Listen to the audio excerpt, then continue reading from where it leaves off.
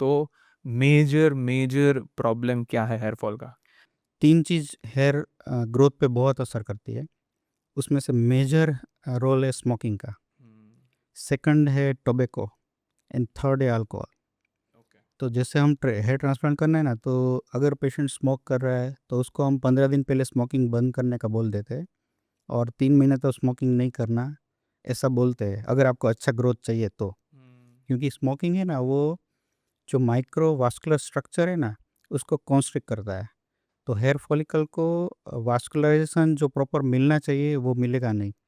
जैसे पौधे को अच्छा पानी नहीं दिया आपने तो उसका ग्रोथ नहीं होगा। वैसे ही हेयर फॉलिकल को ब्लड सर्कुलेशन नहीं मिला तो उसका ग्रोथ नहीं होगा। तो स्मोकिंग तो मेन रीज़न है। सेकंड है टोबैको। टोबैको ये आजकल राजकोट सौराष्ट्र में फाकी बहुत कॉमन है, फाकी का, तो वो भी हम बंद करने का बोलते हैं। और टोबैको तो हम जब ट्रांसप्लांट करते हैं तो 1 वीक पहले स्ट्रिक्टली बंद करवाते हैं, क्योंकि टोबैको अगर ले रहा है तो हम जब एनेस्थीसिया देते हैं ना, तो उसका इफ़ेक्ट भी जल्दी नहीं आता है। हमको ज़्यादा डोज़ देना पड़ता है एनेस्थीसिया का। और थर्ड अल्कोहल है, ओकेजनल चलता है पर, लेकिन जो रेगुलर अल्कोहल कंज्यूमर है तो उसको भी हम अल्कोहल स्टॉप करने का बोल देते हैं। ये सभी सिर्फ हेयर ट्रांसप्लांट के लिए नहीं, या हेयर हेयर लॉस? ट्रांसप्लांट नहीं, हेयर लॉस में भी उसका इतना ही रोल है। Okay, right, correct. Second one is weight loss और हेयर लॉस, जो क्रैश डाइटिंग करता है लोग, राइट, राइट। उसका क्या रिलेशन है? वेट लॉस अगर आपको करना है तो आप डाइटिशियन के गाइडेंस के नीचे करो, अपनी तरह से मत करो। क्योंकि डाइटिशियन के गाइडेंस के हिसाब से करोगे तो आपको प्रॉपर न्यूट्रिशन वो प्रोवाइड करेगा, किसी कोई न्यूट्रिटिव डेफिशिएंसी नहीं हो जाएगी। तो अगर आपने क्रैश डाइटिंग किया है तो पीछे पीछे वो टीलोजन स्टेज आएगा ही, हेयर फॉल का स्टेज आएगा ही, ऐसा है। Right, correct. मूविंग ऑन, तीसरा है जो again very common in youngsters, जो हेयर ड्राइंग है, वैक्स है, प्रोडक्ट्स है, सीरम्स यूज़ करते हैं, हेयर स्टाइलिंग प्रोडक्ट्स है, right. Even anti heat sprays हैं, वो सब यूज़ करते हैं before applying wax and all. तो ये सब से भी क्या हेयर लॉस अफेक्ट होता है आपका? हाँ, वैसे मैं बोलूँगा कि जैसे स्ट्रेटनिंग केराटिन जो प्रोसीजर्स है ना सैलून में, वो बहुत डैमेज करती है। ओके। वैक्स या तो सीरम, या तो कंडीशनर, या तो ये जो स्प्रे आप बोलते हैं स्टाइलिंग स्प्रे, वो इतना डैमेज नहीं करते।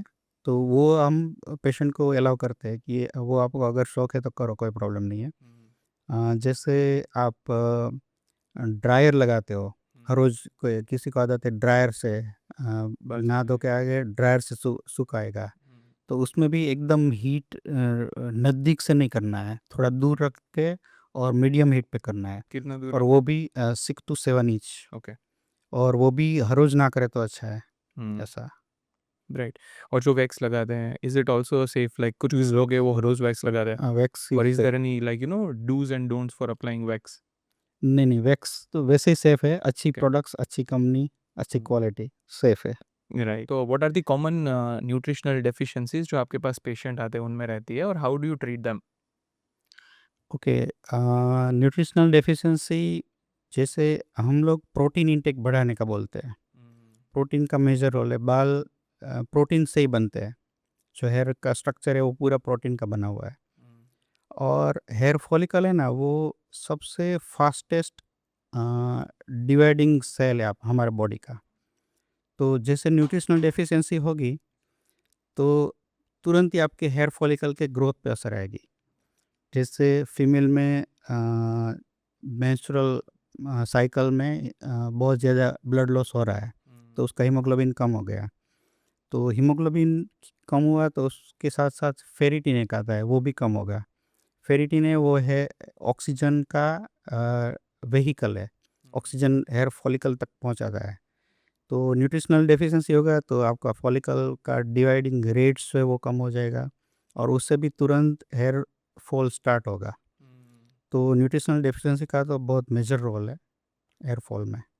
तो व्हाट हम जो पहले इन्वेस्टिगेट करवाते हैं उसमें B12, D3, फेरिटिन और थायराइड डिसऑर्डर, वो 4 एकदम कॉमन है। सबसे पहले ये हम करवाते हैं लैब टेस्ट।